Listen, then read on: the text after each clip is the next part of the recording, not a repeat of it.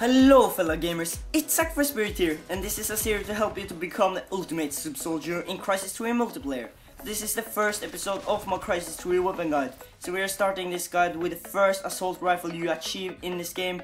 This gun is maybe the best overall gun in the game, and maybe one of the most balanced guns in the game. The gun in question is the Scarab mod 2.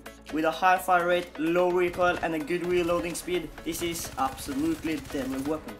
With the opportunity to run pretty fast and kill enemies pretty fast with its high fire rate, this weapon will absolutely turn you into a really good player.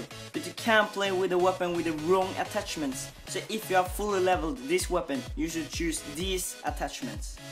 The redot sight, the foregrip, and last but absolutely not least, the muzzle brake.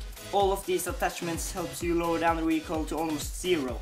The redot sight helps you to get a clear and precise aim on your enemies, and the foregrip lowers down the recoil, so it's really easy to aim down sights. And then the muzzle brake, which helps you to lower down the recoil to almost zero. But it is one downside using the muzzle brake though. The muzzle brake will increase the muzzle flash, but the advantages of using the muzzle brake outnumbers the downsides of using it. But if you don't want so much muzzle flash and you want to play more stealthier with the weapon, you can add another really deadly attachment. The attachment I am talking about is the suppressor. This attachment will make you much harder to find on the map, and you can take out multiple enemies from behind without being detected. But if you want to be totally gone from the radar, I suggest you to use the module called Low Profile. This is a module which is pretty self-explaining. You can never be detected on the radar. So talking about modules, I'm going to suggest you some for the Scarab mod 2. So, the number one module I will be suggesting you is Explosive Delay. No, I'm just kidding. The number one module I will be suggesting you is Maneuver Ability. This perk lets you move so fucking quickly, and it helps you to get no falling damage at all. Plus you climb up ledges faster and you have faster wall speed.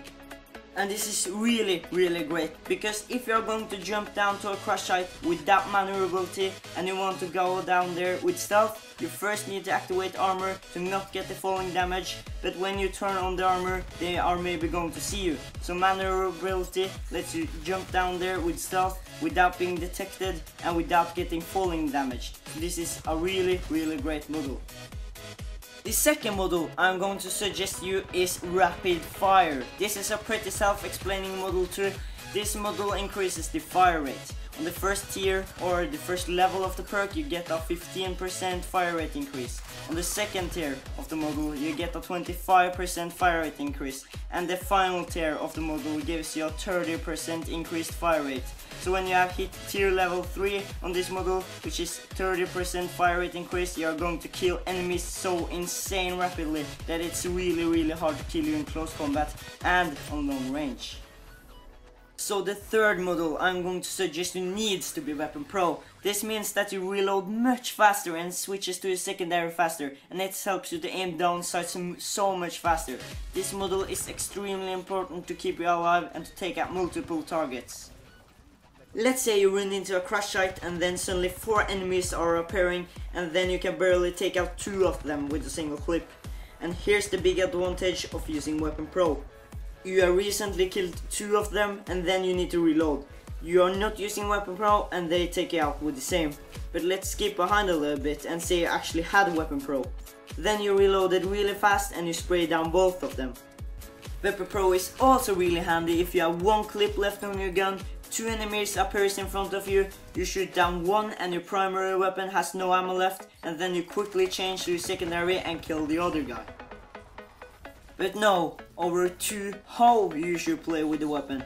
Personal, I feel that this is a weapon you can play however you want with. You can rush with the weapon, you can play stealthy, you can defend, you can play tactical, you can be a team player, you can do whatever you want with this weapon. But my personal favorite playstyle with this weapon is to be extremely aggressive. Run around, strafe, jump, just try as hard as you can to be a little monkey with this weapon, and you should be good to go.